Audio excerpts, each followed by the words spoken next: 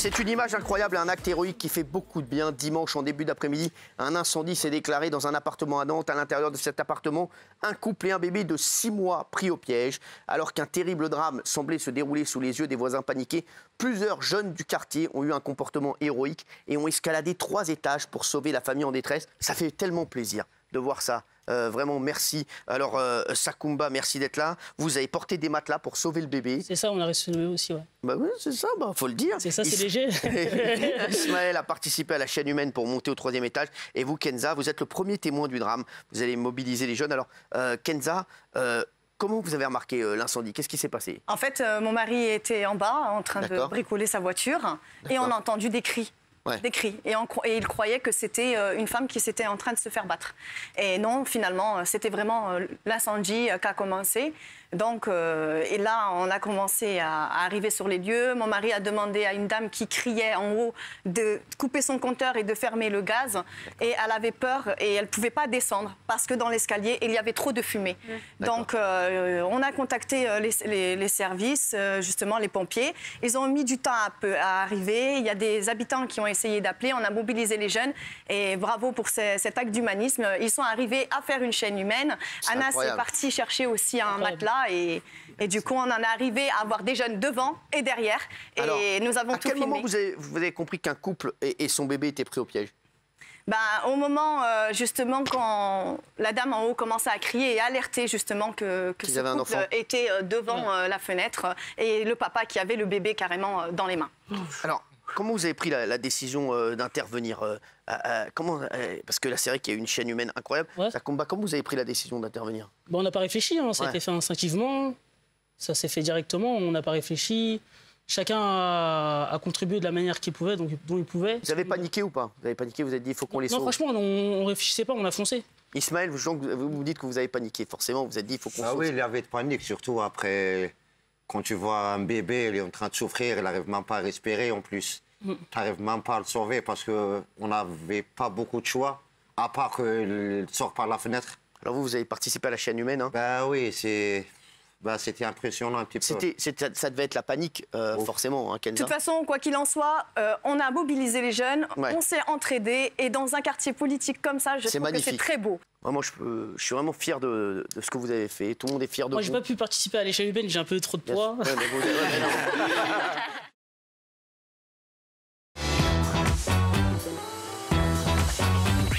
Football de club, ça n'a rien à voir. Il ne faut pas en parler. Ouais. Ça n'a aucune logique ni économique.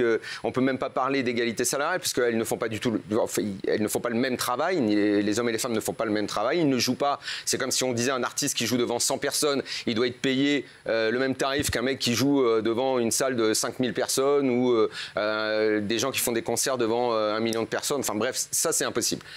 Le vrai débat, il est pour les équipes nationales. Ouais. Et d'ailleurs, Morgane Rapinoe, elle n'a pas dit autre chose. Elle a dit aujourd'hui, il ne faut pas se méprendre sur son discours. Mégane, oui, qu'est-ce que j'ai dit? Ah, Morgane, pardon, Mégane Rapinoe. Il ne faut pas se méprendre sur son discours. Elle dit très simplement, nous, on est championne du monde. Ouais. Pourquoi on ne touche pas autant que les hommes américains qui, eux, sont plutôt mauvais? Exactement. Là, effectivement, elle a raison, on ne peut que la soutenir. Ouais. Moi-même, je pensais même que c'était... Moi aussi, je croyais que c'était acté. Ouais. J'ai même trouvé ça pas normal. Et puis, je ne crois pas qu'en plus, le football des hommes... La sélection homme, elle rapporte énormément d'argent sur le côté logique économique, ceux qui rapportent le plus. Je suis même pas sûr parce que l'équipe féminine, elle est très connue, elle a une forte notoriété aux États-Unis et culturellement, le foot américain, le foot féminin aux États-Unis est très connu. En France, comment on va faire ça? On va demander à la fédération que tout l'argent qui rentre, aussi bien des sélections hommes que femmes, soit ensuite partagé à part équivalente. Moi, je veux bien, mais les joueurs, on va leur dire quoi? Parce qu'aujourd'hui, les joueurs, il faut quand même le savoir, sont payés en droit d'image. Ouais. Donc, l'argent qui rentre par le biais des sponsors, c'est parce que Mbappé est connu, c'est parce que Griezmann est connu. Amandine Henry est très connue, c'est une fille super, mais elle ne rapporte pas énormément d'argent. Mais à la limite, poussons le raisonnement jusqu'au bout. Et donc, OK, vu que c'est la fédération, c'est une délégation de service public, prenons l'argent, essayons d'en donner plus. Plus, oui, pourquoi pas? Mais dire à Mbappé, écoute mon grand, si toi tu nous rapportes pour votre titre de champion du monde, vous allez toucher entre 300 et 400 000 euros en droit d'image. Les filles, elles ont touché beaucoup moins. Elles ont fait quart de finale, elles ont certainement touché trop peu par rapport à un quart de finale. Ça mériterait une réévaluation, d'autant qu'effectivement, là où tu avais raison Cyril, c'est que les audiences ont été plutôt très intéressantes. Donc là, certainement qu'il y a un travail à faire de ce côté-là. Mais parler d'égalité, ça n'a absolument aucun sens. Il ne faut pas utiliser des mots qui n'ont pas de sens. Est-ce que vous avez déjà parlé de ça avec une fille de l'équipe de France? Personnellement, non, mais j'en ai parlé par exemple à la responsable de la FIFA de la question d'égalité homme-femme, qui est Rita Algier, et elle milite effectivement pour que les différentes fédérations nationales fassent l'égalité salariale. Bien sûr, mais de toute façon, on est d'accord qu'on est pour, d'une façon générale, tout métier confondu, tout corps confondu, que les femmes gagnent autant que les hommes quand même. Même plus sur BTP, il faut comprendre. Oui, enfin bon. Ça reste à voir. Est-ce que, par exemple, si une présentatrice d'une émission, femme... On va prendre Géraldine Maillet. Elle ne présente pas, elle est chroniqueuse. Elle va vite présenter. Croyez-moi, on est sur les projets. Imaginons que Géraldine Maillet présente une émission et que son salaire soit 2 fois inférieur à celui de Cyril Hanouna. Alors ça, je dis non. Est-ce que vous allez vous battre pour que le salaire soit égal? Oui. Je suis en effet dans le milieu privé. Comment est-ce possible? Vous me posez une question, Daniel, laissez-moi répondre. Allez-y, les femmes, encore, la parole. Allez-y, excusez-moi. Même en étant... Allez-y. Je suis pour, globalement, dans le secteur privé, que les écarts de salaire ne dépassent pas de 1 à 20. Oui, mais ça, c'est ce qu'a dit Jean-Luc Mélenchon. On en est très loin. Non, mais rien mais de 1 à 20, c'est énorme, bien sûr. Ça, c'est pour tout le monde. Entre hommes également, parce que les grandes disparités, c'est pas seulement entre femmes et hommes, mais y compris entre hommes. Alors, la question de Daniel, elle est intéressante. La différence que vous posez entre Géraldine et Cyril se pose aussi entre Cyril et Bernard, entre Cyril et Nicolas. Non, il faut qu'ils fassent le même métier. Bah oui. Oui, mais Géraldine fait le même métier que Nicolas. Ça, d'accord, mais est-ce que... Pourquoi vous me posez la question de comparer avec Cyril? Parce qu'il y a quelque chose qui s'évalue assez facilement, c'est tu fais de l'audience ou t'en fais pas. Tu rapportes de l'argent ou tu rapportes pas. L'émission, si elle est présentée par quelqu'un d'autre que Cyril Hanouna, TPMP, je pense qu'ils font la moitié de l'audience. Donc il est normal que quelque part, il y ait quelque chose qui le distingue. Daniel. Donc que ce soit un homme ou une femme, vous braquez. Moi, je veux bien prendre la paye. On ne va pas changer la conversation. On parle de femmes et d'hommes qui font le même métier que nous. Oui, mais si la femme, en l'occurrence, fait la moitié de l'audience. Leur métier, ce n'est pas présentateur télé et ce n'est pas de faire de l'audience, justement. Leur métier, c'est de jouer un sport, qui est le sport populaire. Pas du tout, parce que ça... Lui, son job, c'est d'amener de l'audience, c'est de plaire et de faire une animation. Mais il y a une audience dans le football, c'est les gens qui viennent au stade, c'est ce que payent les sponsors. Il a raison, Daniel, il a raison. Ça, c'est parce que le football a évolué d'une certaine façon et est financé aujourd'hui principalement par les droits TV, ce qui d'ailleurs pose des gros problèmes d'équilibre. Attendez, sur les droits TV, vous êtes d'accord qu'il y a un problème? Quand la fédération a vendu à 1 milliard la dernière fois les lots, finalement, on s'est retrouvé avec Mediapro qui ne pouvait pas payer. Donc, de toute façon, ce système-là ne marche pas, n'est pas sain. Mais il ne marche que comme ça, Madame Garrido. Non, mais Daniel, vous êtes d'accord avec le système actuel? Vous êtes du côté du manche? Vous êtes avec la financiarisation? Moi, je ne pense pas ça. Et je pense en plus que ça favorise pas l'équité salariale, y compris entre joueurs masculins. Mais revenons à la question de l'équipe nationale. Revenons à la question de l'équipe nationale française. Est-ce qu'on peut être d'accord sur le fait que l'équipe nationale française à Clairefontaine, il y a des modalités de salaire qui soient les mêmes, avec les mêmes critères et les mêmes montants? Alors, excusez-moi. À partir du moment où l'équipe de France, elle rapporte 100 et que l'équipe de foot féminine rapporte 10, c'est pas forcément logique qu'elle touche autant que les hommes. Je vous promets que ce discours peut également s'entendre, même si pour vous, le mot égalité est le plus important de la langue française. C'est notre équipe drapeau. C'est une sorte de service, vous l'avez dit vous-même. Alors, à qui on donnera l'argent alors? Si l'équipe de France des hommes, elle rapporte 100, qu'est-ce qu'on fait en fait? On fait comment? On met dans une caisse... Comment ils ont fait les Brésiliens, les Anglais, les Norvégiens? Comment ils ont fait tous? Ceux qui le font de mettre l'égalité salariale? Est-ce que forcément, c'est une chose qui est bien? Ben bien sûr que si. L'égalité salariale homme-femme est forcément bien. Est-ce qu'on peut en discuter? Non, Madame Garrido, est-ce qu'on peut en discuter et se dire qu'au final, c'est pas forcément juste non plus que celui qui rapporte beaucoup ne touche pas plus que celui qui rapporte moins. C'est pas le problème de l'homme et de la femme, ça. Vous avez une vision non sportive d'une activité qui est d'abord un sport. Vous dites que en fait, le sport est là pour rapporter, alors qu'une Coupe du Monde, une compétition internationale de fédération et de drapeaux, c'est d'abord une activité sportive. Si vous enlevez le sport, une réévaluation, assurément, une égalité, non. Une réévaluation, vous avez raison, parce que les audiences, comme je l'ai dit tout à l'heure, sont très bonnes. Une réévaluation. On est tous d'accord. 1 milliard de personnes ont regardé la finale avec les États-Unis la dernière fois. Dans le cas des Américaines, ça a un sens. Dans le cas de l'équipe de France, ça n'a pas de sens. Merci, on va libérer Daniel, qui doit y aller, mon chéri d'amour. Merci beaucoup. Merci mon Daniel, et merci, tu reviens quand tu veux, on adore quand tu es là.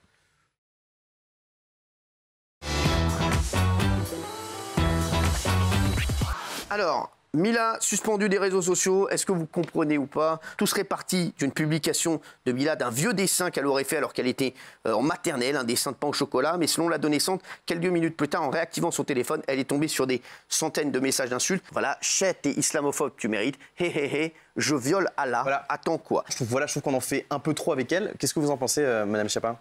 Ce que je déplore, c'est le manque de transparence dans l'action de modération de Twitter.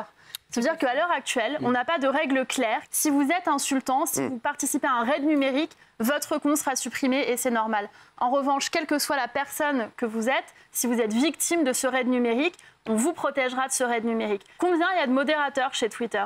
Je pose la question. Et où est-ce qu'ils sont, ces modérateurs? On peut les voir? Est-ce qu'ils sont en France? Est-ce que c'est délocalisé dans un autre pays? Est-ce que c'est gérable à l'échelle de Twitter? Il y a des millions de tweets, c'est très compliqué. Justement, c'est gérable si on s'en donne les moyens. Marlène Schiappa, quand vous voyez en top tweet, à 14h, top tweet, numéro 1, hashtag je viole Allah. Ah oui. Est-ce que ça vous dérange pas? C'est vrai que c'est maladroit. Moi, ça me dérange. Le motif de suppression des comptes Twitter, ça peut pas être est-ce que ça dérange ou pas un membre du gouvernement? Vous voyez ce que je veux dire? Non, et c'est pour ça. Non, mais c'est pas légal. Bien sûr que si. Exactement. C'est la loi ou c'est pas la loi. C'est la règle ou c'est pas la règle. Et le problème, c'est que là, on ne sait pas quelle est la règle. Et quand on ne sait pas quelle est la règle, elle est à géométrie variable. Vous comprenez qu'il y a des gens qui sont bien sûr contre les menaces de mort sur Mila, mais qui sont extrêmement offensés et extrêmement tristes de voir en top tweet en France à 14h37, je viole Allah. Non mais attendez, évidemment. Mais c'est offensant pour tout le monde. Le sujet, c'est qu'il y a deux questions différentes. Un, la critique de la religion qui est permise et qui est possible dans la République française. On peut critiquer même de façon virulente une religion, mais on n'a pas le droit d'appeler à la haine des croyants, d'appeler à la haine ou à la discrimination des musulmans ou de tenir des propos violents vis-à-vis elle appelle à la haine. Non mais violer, c'est un délit. En fait, elle est dans l'escalade de la loi. Moi, j'appelle un moment au calme. J'appelle au calme, à la responsabilité de chacun. Je pense qu'il faut faire redescendre la pression. On ne peut pas avoir dans les top tweets des bagarres entre Allahu Akbar, je viole Allah, etc. Non, ça c'est pas possible. Appelons à la raison, appelons au respect de chacun et au fait que chacun, y compris Twitter, prenne ses responsabilités face à ses propos. Pour moi, c'était un délit. Excusez-moi, on ne peut pas faire un hashtag je viole, 3 petits points. C'est scandaleux. Et je ne crois pas que l'État français, pour le coup, dise pas on ne peut pas écrire une chose pareille. Et c'est pas le problème de Allah, c'est je viole, 3 petits points. Alors en fait, si on veut faire, si on veut faire 2 minutes un débat juridique, il n'y a pas de jurisprudence sur cette question-là. Donc en fait, il y a des gens qui vont plaider en vous disant ce que vous venez de dire. Un avocat pourrait dire exactement la même chose. C'est un crime de violer quelqu'un, c'est un appel au crime. Et donc c'est illégal, il faut le condamner et ce sera sanctionné. Et des gens vont vous dire est-ce qu'Allah est une personne matérialisée ou désubstantialisée qui représente quelque chose? Auquel cas, ça ne serait pas un appel au crime. Moi, je ne suis pas patronne de Twitter, je ne suis pas avocate. Je prends mes responsabilités qui sont celles de faire les lois. Quand elle est extrêmement dure, extrêmement virulente, extrêmement insultante et violente envers toute une communauté qui est la communauté musulmane, je trouve ça un peu bizarre de dire qu'elle a rien fait, que c'est une victime de tout ça. Alors là, pardon, mais vous n'étiez pas là il y a 5 minutes, vous vous étiez occupé à autre chose. Non, j'ai l'impression que vous prenez sa défense systématiquement parce que c'est un symbole du harcèlement, mais vous pouvez Alors, plusieurs choses. Un, j'ai dit que moi j'étais choquée par le fait de dire que je viole Allah. C'est évidemment pas opportun, c'est évidemment choquant, c'est évidemment très choquant, tout ce qu'on veut. Comme on l'a dit tout à l'heure, moi en tant que mère, je me dis une jeune fille qui est harcelée, je suis désolée, j'ai envie de la protéger. Et ensuite, oui, bien sûr, Mila, c'est devenu un symbole, vous avez tout à fait raison. Pourquoi? Parce qu'elle est menacée de mort. Vous vous rendez compte de la violence? Mais elle aussi a été Vous êtes une adolescente, on vous menace de mort, on souhaite votre suicide, on vous fait des photomontages avec du sang.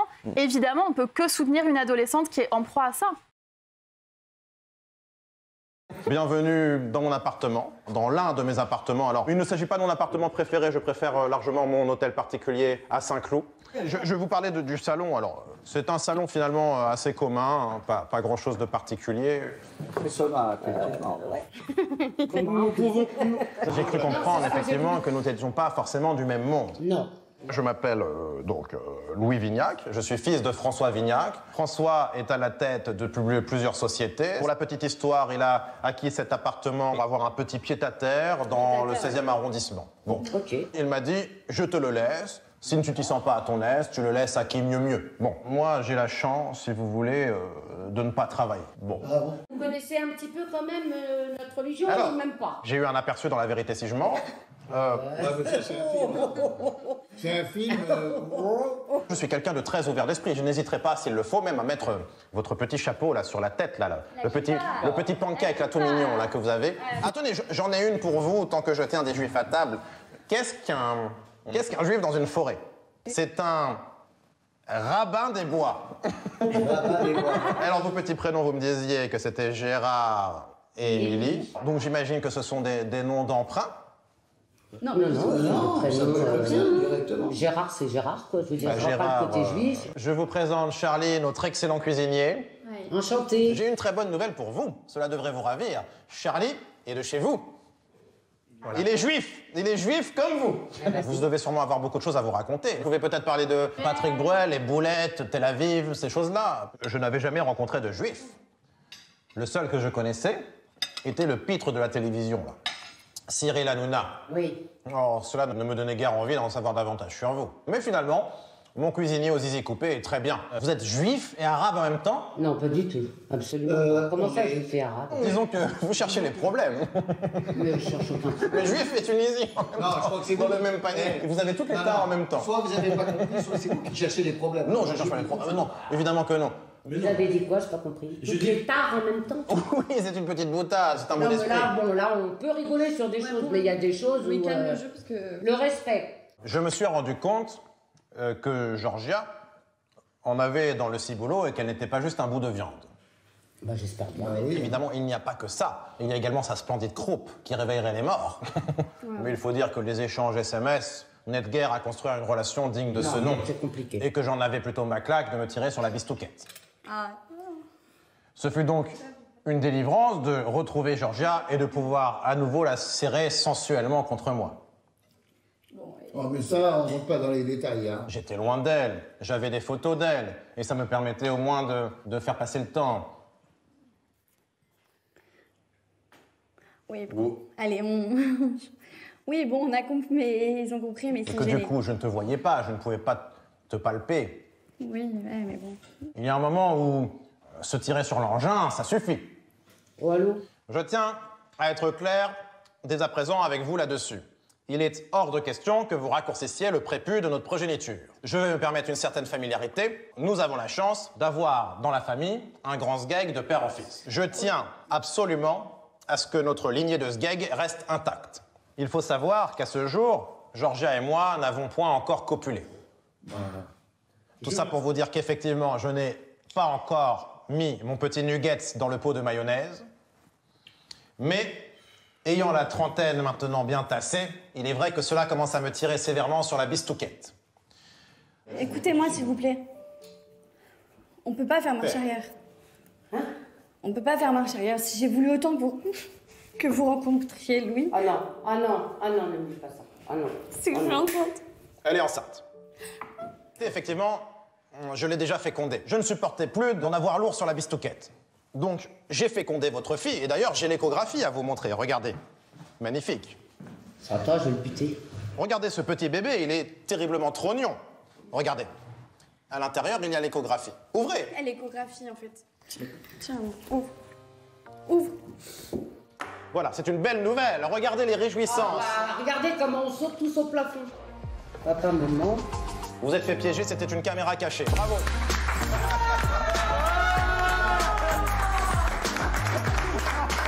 Fais un câlin à tes parents, Georgia, tout ça est faux. Bravo.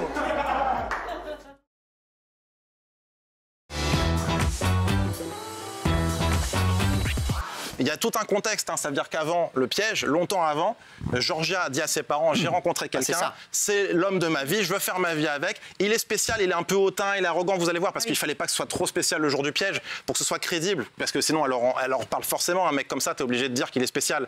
Donc elle leur a dit, il est un peu spécial, mais s'il vous plaît, soyez un peu indulgents le jour où vous le rencontrerez. Donc il y a tout ça qui fait qu'ils arrivent à un moment où ils pensent que c'est un moment charnière de la vie de Georgia, et ils se disent, on va pas la mettre en porte-à-faux, nous on aime notre fille, on va pas commencer à bastonner son nouveau mec. Et du coup, c'est pour ça que je pense vous avez été formidable vous aussi. C'est gentil. Georgia, vraiment, elle jouait la comédie. Elle était très bien. Mais en fait, je n'avais jamais présenté un copain à ma famille, donc c'était bien compliqué. Donc là, c'est comme Isabelle Morini-Bosque. Comment? Comme Isabelle Morini-Bosque, elle n'a jamais présenté de copain à sa famille. Non, mais voilà, dès que j'avais des copains, je leur présentais pas. Sauf que là, j'ai dit, allez, c'est l'officialisation, j'ai envie de faire bien les choses. Je leur ai expliqué que c'était un mec bien malgré. Qu'il avait quelques problèmes, et voilà. Dès le départ, j'ai eu un blocage parce que ça correspondait pas du tout à ce que je m'attendais que ma fille me ramène un gentil fiancé. Il y avait déjà des choses qui n'allaient pas, mais je me suis dit, bon, Vous essayez de... Je vais connaître, je vais attendre, je vais patienter. Il doit avoir certainement mille et une qualités. Vous essayez d'arrondir les angles, hein, je le vois. Voilà, mais il y a eu beaucoup de patience. Et Gérard, c'est un amour. Il est un peu en retrait. C'est par amour pour leur fille, je crois. C'est par amour pour leur fille. C'est que, voilà, vous respectez ses choix. Elle voulait nous le présenter, c'est qu'elle y tenait. Donc, à partir de là, on n'a pas le choix. Quoi. Alors, on attend. Il a enchaîné ensuite plein de clichés sur les juifs. Vous êtes donc juif tunisien. Et c'est vrai qu'il a enchaîné. Vous voyez une phrase magnifique. C'est vous avez parlé de quoi, Patrick Bruel? Les boulettes c'est le combo. Il n'y a pas un moment où vous aviez envie de lui envoyer une assiette dans la tête? Sincèrement, oui. Mais toujours avec retenue. C'est ça, non, parce que vous disiez... Non, je ne voulais pas du tout. C'est l'amoureux de ma fille. C'est fou, hein. Non, mais bon, au bout d'un moment... Et Gérard, c'est un amour aussi, hein, Gérard. Moi, j'ai fermé ma bouche. Ah ouais. Si je vais commencer à sortir quelque chose, ça va exploser. Après, je vais le regretter. C'est pas la peine.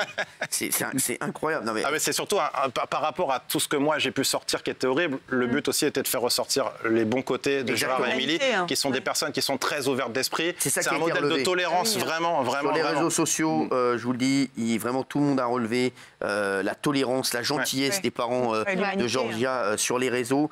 Émilie est devenue une star parce que quand elle a dit sur la Torah, je vais le buter.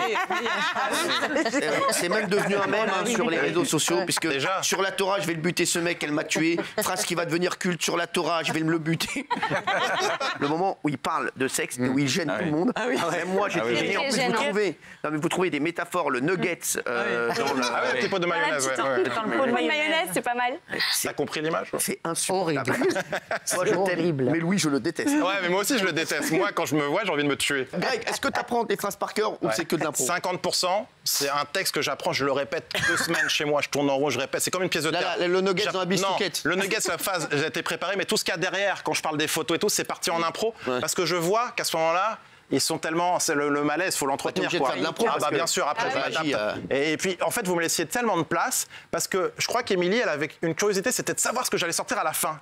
Parce que moi, c'était un raisonnement, c'était j'allais d'un point A vers un point B. Et à chaque fois, elle disait, attends, laisse-le dérouler, parce que je suis curieuse de savoir. Je parlais beaucoup, parce que je pouvais avancer, voir un petit peu... C'est ça, mais je pense que vous attendiez le pire, quoi. Vous saviez que ça allait pas être à la fin... Vu le début, ça pouvait pas bien se finir. Il nous a pas laissé trop parler, de toute façon.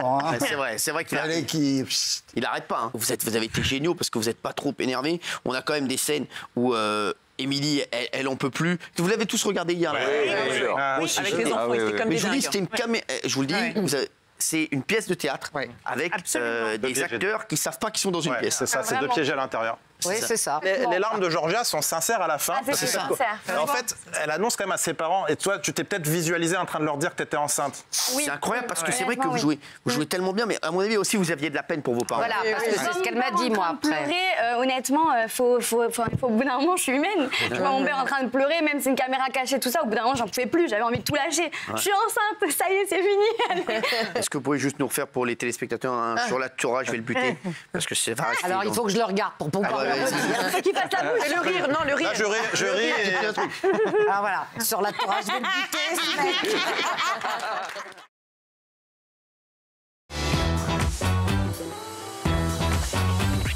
En fait, j'ai toujours voulu devenir éboueur.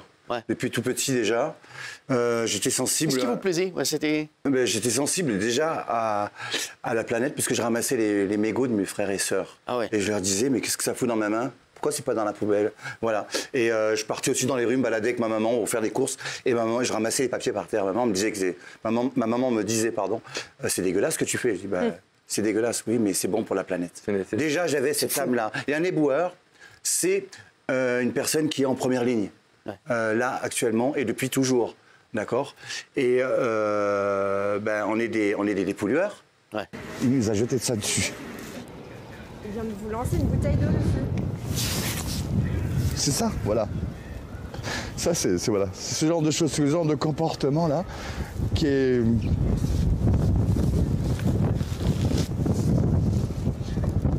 Ça me touche encore de revoir ça. Non, mais là, c'est ne pas respecter l'humain qu'il est. Là, c'est même pas question de ça m'arrive à moi, mais ça arrive à beaucoup de personnes en France. Le métier d'éboueur, c'est un métier qui est dangereux tous les jours. Là, en ce moment, avec les conditions Covid, etc., ben, on ramasse les masques. Les masques, ben, il y a des masques qui sont contaminés, etc. On ramasse des seringues. Bon, il y a des protocoles, hein, bien évidemment. Il faut bien le respecter. On peut se faire agresser. La preuve en est là. Voilà, tout peut arriver, en fait. Il faut être vachement vigilant. Vous êtes déjà fait agresser plus violemment? Alors, la première année, une fois que ça m'est arrivé, on m'a quand même craché dessus. Ah oui, pourquoi? Ouais, la première année. Alors, pourquoi? En disant, ouais, t'es payé pour ça, pour travailler dans les rues, sale fonctionnaire, etc., etc. Voilà. Donc, du coup, j'ai pas relevé parce que je suis pas un bagarreur du tout. Mais bon, voilà, j'ai vraiment passé ce jour-là. J'ai passé une sale journée. Vraiment une sale journée. J'étais vraiment pas bien du tout. Parce que je me suis dit, comment on peut haïr une personne qui fait que du bien? Il fait du bien à la propre personne, il fait du bien à la planète. Comment on peut haïr une personne comme ça? Rien que de parler à la planète, je comprends pas. Alors, j'ai aussi eu la chance, je dis bien la chance, d'être Reaper. Reaper, c'est la personne qui est, ben voilà, derrière les camions, qui ramasse nos poubelles de tous les jours. Et là, il faut faire hyper attention, parce qu'on monte des bacs. Et du coup, les bacs, des fois, ils se lâchent. Bien sûr. Ben, je me suis pris un bac, oui, sur la tête. Donc, je suis tombé, bien évidemment. Mais bon, tout va bien, tout s'est bien passé. Des seringues, vous ramassez des... Il y a eu des... Voilà, est-ce qu'il y a eu des moments où vous vous êtes dit, tiens, c'est vraiment compliqué? Ben, en fait, quand je tombe sur les seringues, je me dis, je suis content de tomber dessus parce que je vais la mettre en sécurité. N'importe qui, peut-être un enfant peut tomber dessus, jouer avec et se faire mal. Et ensuite, ou une personne mal intentionnée qui peut aller braquer des caissières, etc. Enfin voilà, je me dis, moi, le petit Ludovic, ben, je vais te mettre en sécurité, tu feras de mal à personne. Tout simplement. Dans votre interview à Brut, vous reveniez sur votre métier, sur votre exposition depuis la crise du Covid, et vous regrettiez que votre profession ne soit pas considérée comme étant en première ligne. Personne ne parle de vous, en fait. C'est vrai? J'ai entendu dire deuxième ligne. C'est quoi cette deuxième ligne? J'aimerais bien la voir. Et non, on est vraiment en première ligne, sincèrement. Et comme je le dis toujours, on est les médecins des rues.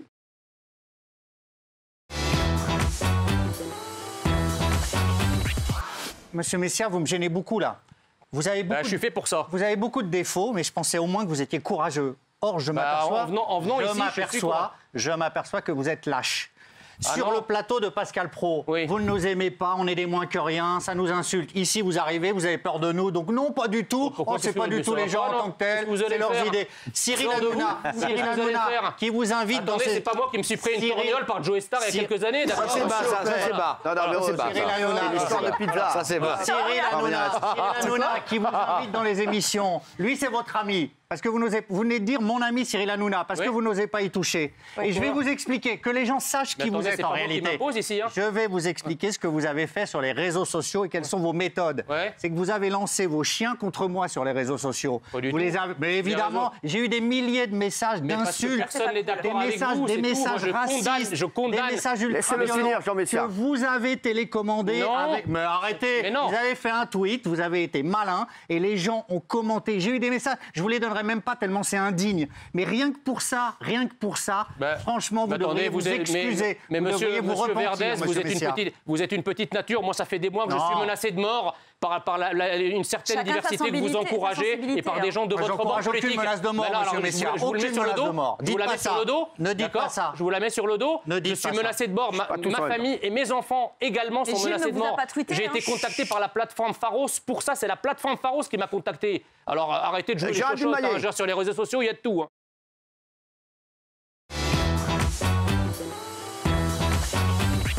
On va faire entrer le crocodile. Vous avez une minute pour trouver quel crocodile. Rentre mon crocodile, rentre. Crocodile. Attention le pot. En tout cas, et il fait très très chaud sur le plateau, il faut le trouver très vite. Il fait une chaleur sur le plateau. Crocodile, est-ce qu'il va s'asseoir peut-être le crocodile? Et il y a Nathalie Marquet qui nous a rejoint parce qu'on va parler de Jean-Pierre Pernaut dans un instant. Donc elle est intervenante, chroniqueuse. Salut. Et je l'aime. Je voulais dire, j'aime cette personne. Attention, c'est une immense star. Ça va vous faire extrêmement plaisir. À vous, à tout le monde ici. Une minute pour trouver, c'est parti. Toutes les questions. Est-ce que c'est un animateur télé? Aussi. Il a tout fait. C'est un très grand, oui. Pour moi, star, c'est acteur. Est-ce que vous êtes un acteur? Oui. Est-ce que vous avez tourné dans des productions américaines? Oui. Est-ce que vous avez un lien de parenté avec quelqu'un sur le plateau? Faut pas répondre. Il n'a pas envie de le dire. Non, mais les mecs, à quoi vous avez reconnu?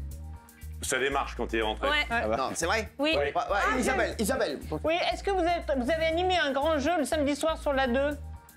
Alors, moi, je vais vous dire, comme les autres, vous avez l'air de trouver, Kim Glo, vous avez 30 secondes pour trouver qui c'est, vous avez toutes les questions possibles à lui poser. Allez. Par rapport à la démarche, c'est Jean-Pierre Castaldi. C'est énorme. C'est Jean-Pierre Castaldi. Le papa de Berger, ça va, mon chéri, tu dois avoir très très chaud. Il fait très chaud, ce papa. Cyril, il fallait pas attendre plus longtemps, là, parce que là, elle était cuite, mon chéri, il fait chaud. Attends, je te déshabille. Non, surtout pas. Je suis à poil, je suis On m'a dit qu'il fallait pas que j'ai trop chaud. J'ai tout lâché. Voulez-vous asseoir un peu? À côté de mon fils. Non, mais il faut lui donner de l'eau. À côté de votre fils, venez. Il faut quand même que je le dise. Parce que enlève ça. Non, je peux pas. C'est tout nu. Je suis tout nu. Mais non, mais c'est bon, il est vacciné, mon père. Je suis vacciné, moi. Ils te sont tout émus. Bah moi, tu sais que dès que j'ai mon père sur un plateau, c'est toujours l'émotion parce que je suis toujours le petit garçon et lui, c'est toujours mon papa. Bah oui, malgré son vieillage et mon mental. Il n'a pas un vieillage. Je voulais dire aussi un truc très important. Je suis fier de mon père parce que il a été se faire vacciner et je voulais passer le message. Voilà, il l'a fait. Il faut y aller et il l'a fait. Voilà. Pas du douleur, il n'y a rien du tout. C'est bien. Voilà. Même pas un Doliprane, rien du tout. Il y a quand même une queue qui a poussé derrière. C'est rien. Il me cherche, il va me trouver. Sinon, il ne serait pas là. Oui.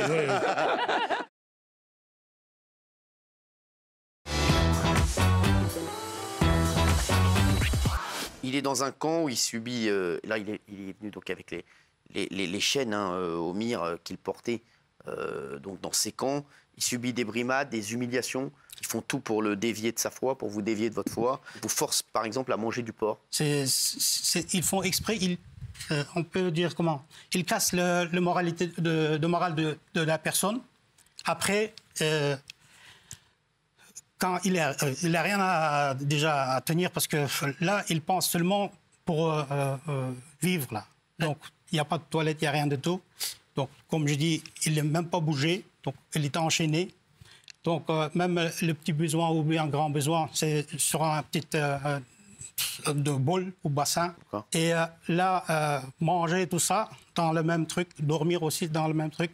Et, alors, aujourd'hui, il n'a plus de nouvelles de ses parents, de ses 3 frères et sœurs restés en Chine. Oui, aucune nouvelle. Donc, voilà, il a apporté... voilà, c'est son père. D'accord. Donc, après son libération, ils l'ont mis tous sa famille dans le camp. Et son père, il est décédé. Il n'était pas décédé, il était tué, torturé dans le camp. Plus de 70 ans. En 2018, il était mort. Lui, il a su cette information seulement après 1 mois. Il y a combien de personnes dans ces camps aujourd'hui? Pour le nombre, il y a toujours une discussion, mais c'est entre 3 et 5 millions de personnes. 3 à 5 millions de musulmans dans ces camps. Voilà. C'est absolument incroyable. Très peu de gens en parlent. Personne. Voilà, quelques lanceurs d'alerte. Quelques lanceurs d'alerte, mais vraiment, c'est incroyable ce qui se passe là-bas. Mais c'est tout à cause de l'économie, à cause de l'argent. Ouais. Donc, il y a 83 multinationales qui utilisent les travaux forcés des Ouïghours. Il y a des milliers de gens qui travaillent. Ouais. Ouais. Parce que tous les camps, ils sont situés près des fabriques et près des usines. La plupart des rescapés de ces camps, sachez-le, préfèrent se taire. Ils ne veulent pas témoigner par peur de mettre en danger leurs proches en Chine. Omir, lui, il a choisi justement de parler parce que, comme vous nous avez dit, il espère que ça puisse bouger là-bas. Aucun gouvernement, aujourd'hui, n'a fait le nécessaire pour qu'on arrête ce massacre. Ça, c'est commencé au mois de décembre en Amérique, donc avec le gouvernement de Trump. Ils ont fait, donc c'est passé par le Parlement américain, donc ils ont fait une loi pour protéger le peuple ouïghour. D'accord. Après ça, ça a commencé à bouger. On sent, Omir, on le sent très, très triste, très touché. Ça fait combien de semaines qu'il est sorti de ce camp?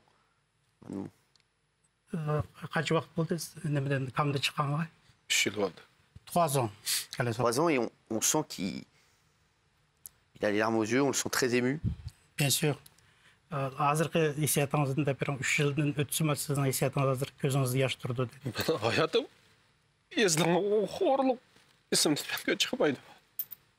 dit, ma vie, il dit qu'il était humilié. Donc, il ne peut pas oublier ça. Donc, Et surtout, il m'avait raconté tantôt aussi, quand son père il était décédé aussi, sa mère, il a dit, nous, à toute façon, on va mourir. Donc, il faut donc essayer de sauver jusqu'au bout. Donc, il a donné le parole à sa mère et aux gens quand ils étaient ensemble dans le camp. C'est pour ça qu'il tient son parole. Et aujourd'hui, c'est ça qu'il maintient en vie. Le maintien en vie, c'est Omir. Aujourd'hui, votre combat, c'est d'essayer de sauver le maximum de personnes qui sont dans ces camps.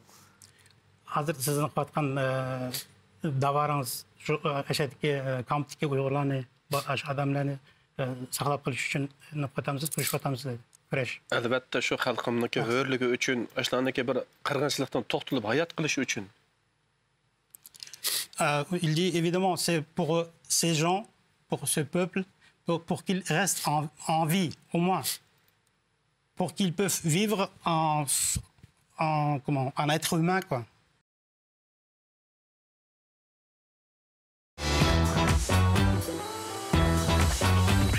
Alors, on a le ministre au téléphone, Jean-Michel Blanquer. On est avec Anne-Christine Lang, qui vous a défendu bec et ongle sur le plateau. Monsieur le ministre, juste, on est avec des élèves, et cette histoire du contrôle continu, pour eux, c'est un crève-cœur. Ils veulent le contrôle continu, ils ne veulent pas d'examen en présentiel. Est-ce que vous allez faire quelque chose ou pas? Oui, bien sûr. Demain, je reçois les organisations lycéennes qui sont au Conseil supérieur de l'éducation pour parler de ça. Mais comme vous le savez, sur le baccalauréat, ça dépend de quoi on parle. Si on parle du baccalauréat général, il y a déjà 80% du baccalauréat. On sait. Et puis on parle aussi des hors-contrats, on parle des BTS aussi surtout. Les professionnels. Il reste 2 épreuves en contrôle terminal, c'est-à-dire le grand oral d'une part et l'épreuve de philosophie écrite. Mais donc, je suis bien conscient que certains élèves n'ont pas pu faire tout le programme cette année, on le sait bien.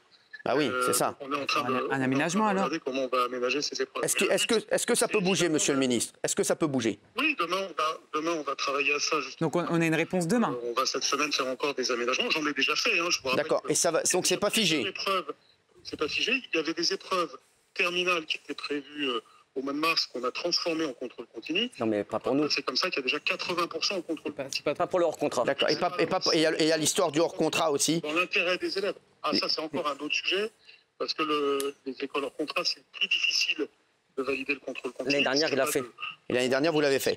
Oui, mais ça ne peut pas être une règle. Ils ont plus 20% de réussite contre une inégalité entre plus 4% de réussite. Exactement. Non. Que les choses soient sérieuses, si vous voulez. Non. C'est normal que vous ayez un diplôme. C'est pas vrai. Pour moi, ce serait beaucoup plus facile de dire oui à tout le monde sur tous les sujets. Mais juste. Tandis que là, ce qui est important, c'est justement de voir l'intérêt des élèves.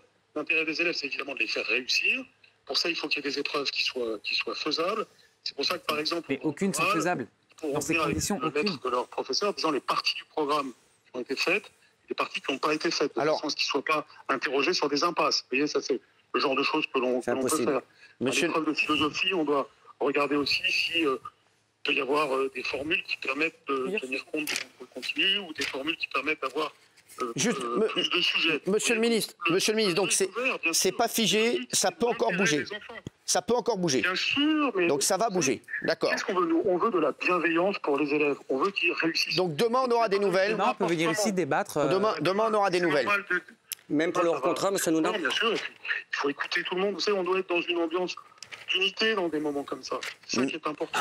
Merci, monsieur Blanquer. J'espère que vous viendrez sur le plateau. En tout cas, on a été un petit peu dur avec vous dans l'émission. Merci d'avoir répondu. Et franchement, merci. On s'en excuse. Mais on espère qu'on... C'est la réussite de tous. On espère qu'on aura des bonnes nouvelles. Voilà. Et on espère qu'on aura de vos nouvelles demain. Et on espère qu'on aura de vos nouvelles demain. Et merci. Il y a Rambo ce soir sur C8. Je vous embrasse.